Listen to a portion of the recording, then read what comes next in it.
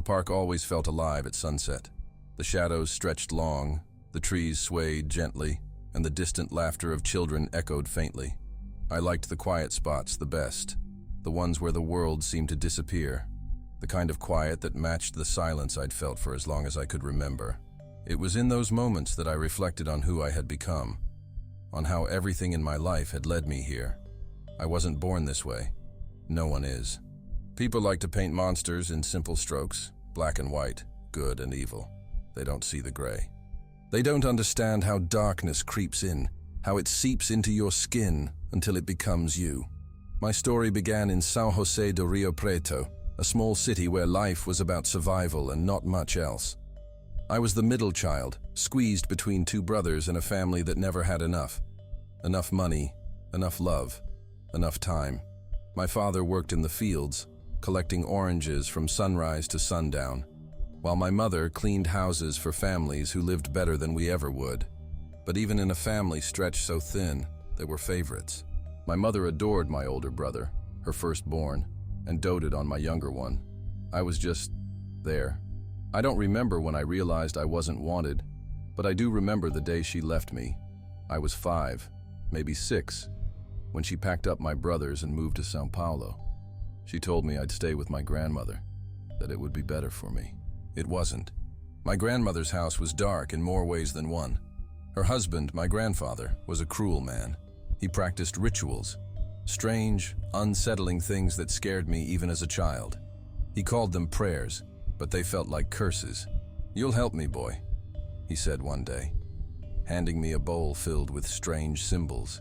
I didn't dare refuse. I watched as he whispered over candles, muttering words I didn't understand.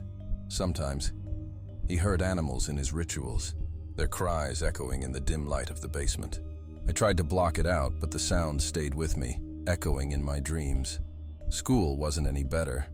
I couldn't keep up with the other kids. Words looked like scribbles on the page, and numbers made no sense.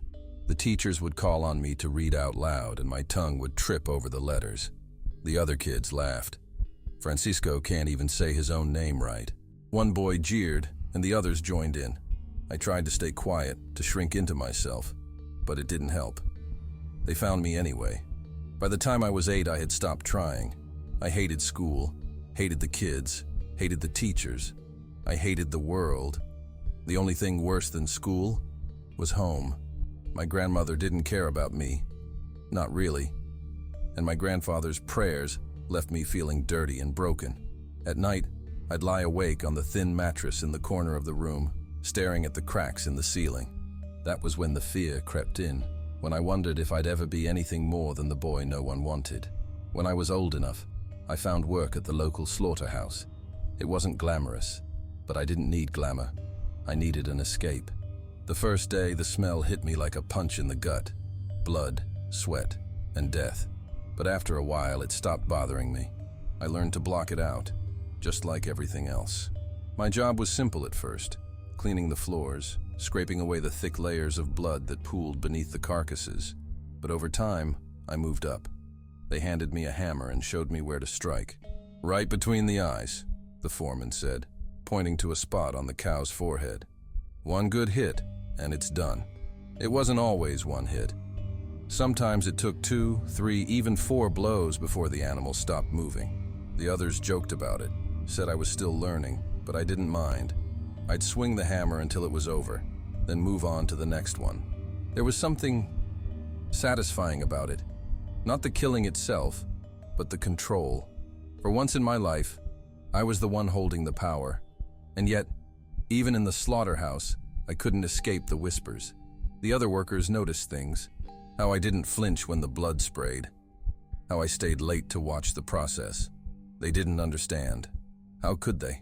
By the time I left the slaughterhouse, the seeds of who I would become had already been planted. I didn't see it then, but looking back, it all makes sense. Every blow of the hammer, every moment of silence, every cruel word, it all led me here, to this park, to this life. As the sun dipped below the horizon, I stepped off the trail, the shadows swallowing me whole. I didn't know what the future held, but I knew one thing for certain. I was no longer the boy no one wanted. I was something else entirely.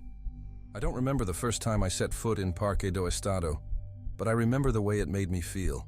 It was massive, sprawling across the city like a hidden world. The towering trees, their branches casting intricate shadows, felt like they were reaching for the sky. The air was different there, cleaner, quieter, free of the chaos of the city. For someone like me, someone who never felt they belonged anywhere, the park was a sanctuary. I wasn't the only one drawn to its quiet corners. People came and went, some looking for solitude, others for connection. Couples strolled hand in hand, joggers passed with rhythmic determination, and children played in the open fields.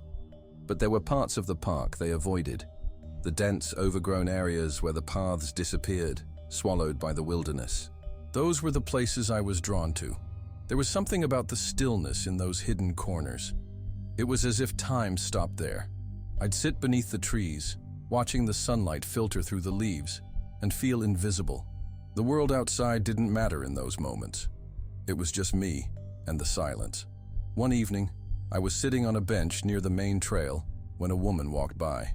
She had a bright smile, the kind that caught your attention and made you wonder what she was thinking. I watched her for a moment, curious. She glanced my way and smiled again before continuing down the path. Something about her lingered in my mind.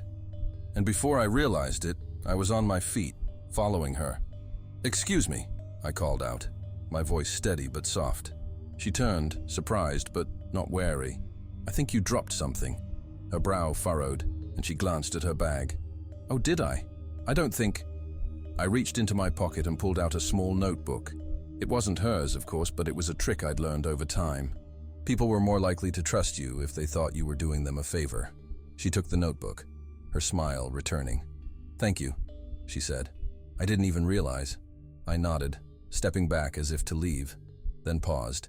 "You seem familiar. Do you come here often?" She shook her head. "Not really. Just needed some fresh air today." "That's what I like about this place," I said, gesturing to the trees around us. "It feels like a different world." She smiled again, more guarded this time. "Yeah, it does." There was a moment of silence, the kind that felt heavy and expectant. I could feel her uncertainty, the way she was deciding whether to keep talking or walk away. I broke the tension with a casual laugh. "Well, I won't keep you," I said, stepping back onto the trail. "Enjoy the park." She nodded and walked away, her pace quicker now. I didn't follow her. Not yet. The interactions always started like that. Casual, friendly, harmless. It was important not to rush. People trusted you more when you gave them space, when you seemed harmless. I'd learned to read their body language, the way their shoulders relaxed when they thought the conversation was over. It was all about timing. I didn't always choose the park. Sometimes I'd meet people in other places, on the bus, at a cafe, or even walking down the street. But the park was special. It was a place where people let their guard down, where they felt safe. That made it easier.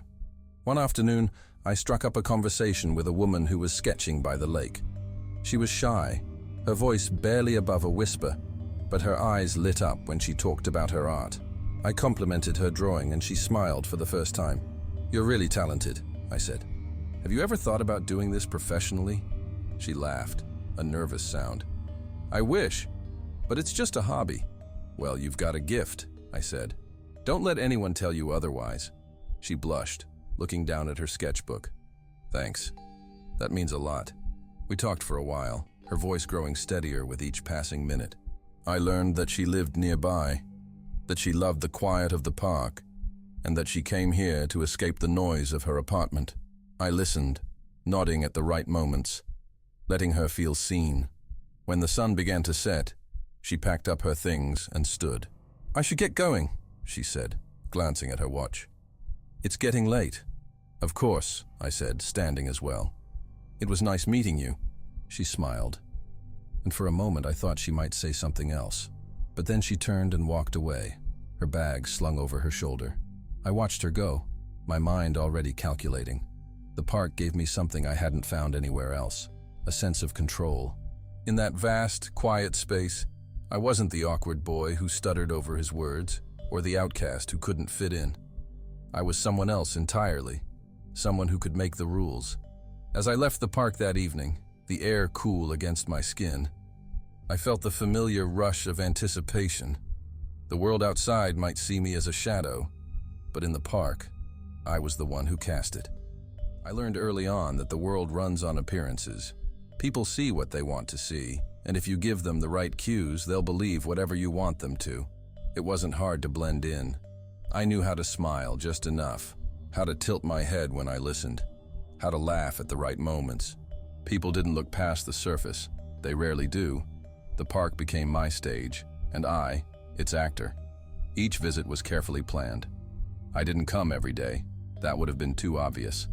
Instead, I watched, observed patterns, and waited for the right moment. My routine wasn't random. It was deliberate. One evening, as the sky turned shades of pink and orange, I noticed a woman sitting on a bench near the main path. Her posture was rigid, her gaze distant. She seemed lost in thought, her hands nervously clutching a small bag on her lap. Something about her drew my attention. "Excuse me," I said as I approached, keeping my tone light and non-threatening. She startled slightly but looked up. "Sorry, I didn't mean to scare you. I just wanted to ask if this bench is taken." She hesitated, then shook her head. "No, it's fine." I sat down, leaving enough space between us to seem polite. For a while, neither of us spoke. I didn't mind the silence. I was waiting for her to relax, to feel safe. Finally, I broke the stillness. "Beautiful evening, isn't it?" I said, gesturing to the fading sunlight. She nodded. "Yeah, it is." There was a pause, and I turned slightly toward her. "I come here a lot. It's a good place to think, to clear your head." She looked at me then, her eyes scanning my face as if trying to decide whether I was trustworthy. "It is," she said softly. "I needed to get out of the apartment for a bit." I nodded sympathetically. "I get that. Life gets overwhelming sometimes." Her shoulders relaxed a little, and she offered a faint smile. "Yeah, it does." Over the next few minutes, we talked. I asked simple questions, nothing intrusive, just enough to keep the conversation flowing. Her name was Beatrice, and she was an office assistant who worked long hours in a job she didn't particularly like. She came to the park to escape, to find a moment of peace. "I think it's great that you take time for yourself," I said. "Not everyone does that." She smiled again, more genuinely this time.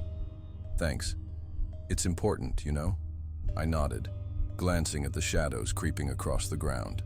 "Well, I won't keep you. I just wanted to say hi. It's nice to meet someone who appreciates the park as much as I do." She laughed softly. "It was nice meeting you too." As she stood to leave, I stayed seated, watching her walk away. I didn't follow her, not yet. Timing was everything. Later that week, I saw her again. She was sitting by the lake this time, sketching in a small notebook. I approached her cautiously, careful not to startle her. "Beatrice, right?" I said, smiling as she looked up. She seemed surprised, but not alarmed. "Oh, hi. Yes, that's me. Sorry to bother you," I said, gesturing to the notebook. "I just remembered you said you liked coming here to relax. I didn't realize you were an artist." She blushed slightly, closing the notebook. "It's just a hobby." "Well, it's impressive," I said sincerely. "Mind if I sit?" She hesitated, then nodded. "Sure."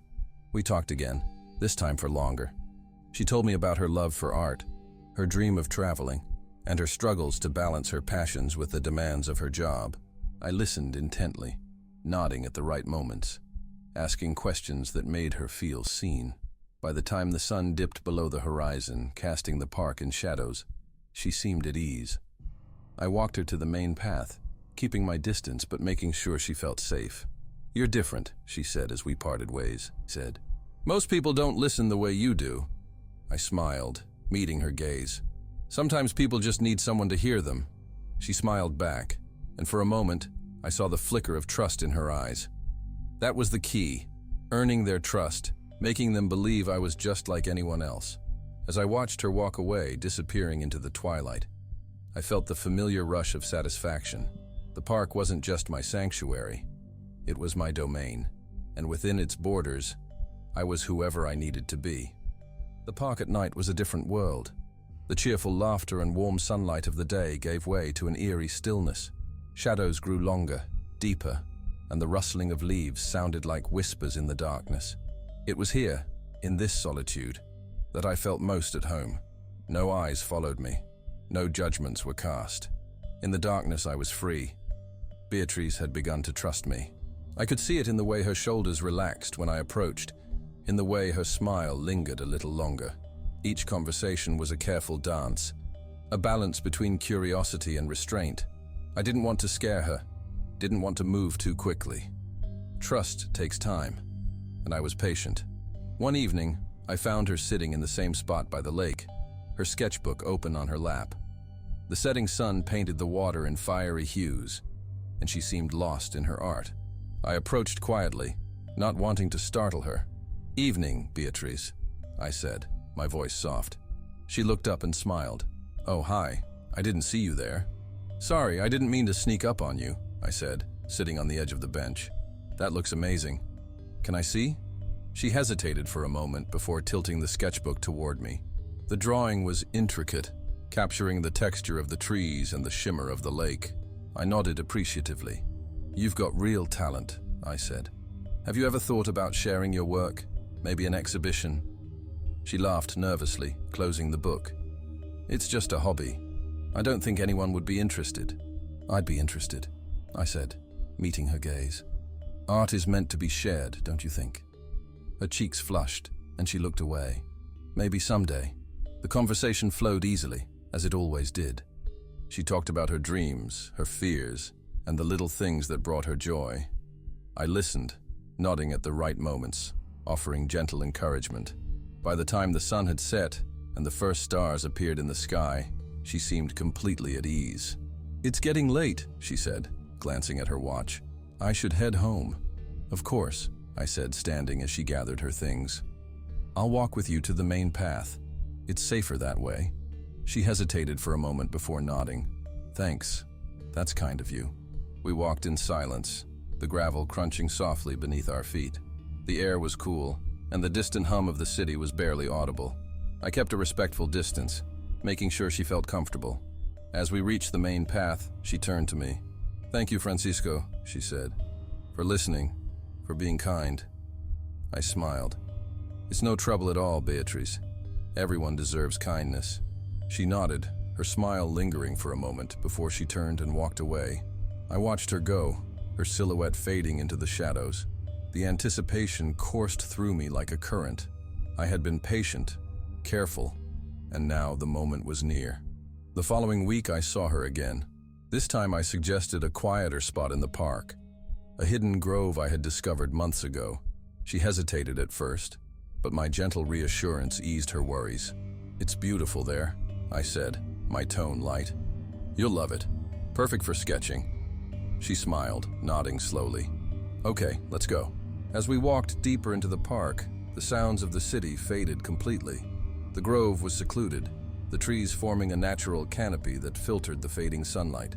Beatrice looked around, her expression a mix of curiosity and unease. "This is peaceful," she said, her voice barely above a whisper. "It is," I agreed. "Sometimes we need a place like this to escape, don't you think?" She nodded, setting her bag down and pulling out her sketchbook. As she began to draw, I watched her, my thoughts racing. This was the moment. All the planning, all the careful steps. It had all led to this. But as the sun dipped below the horizon, casting the grove in shadow, a flicker of doubt crept in. For a brief moment, I wondered if things could be different, if I could step back, let her walk away and leave this part of myself behind. She looked up then, her eyes meeting mine, and the spell was broken. The darkness within me surged forward, swallowing the doubt, the hesitation. The world was silent except for the rustling of leaves and the sound of her pencil scratching against the paper. I stepped closer, my movements deliberate, my voice calm. "Beatrice," I said softly. She turned, her brow furrowed in confusion. "What is it?" she asked. For a moment I didn't answer. I just watched her, the weight of the moment settling over me like a shroud. The grove was silent, the air thick with anticipation.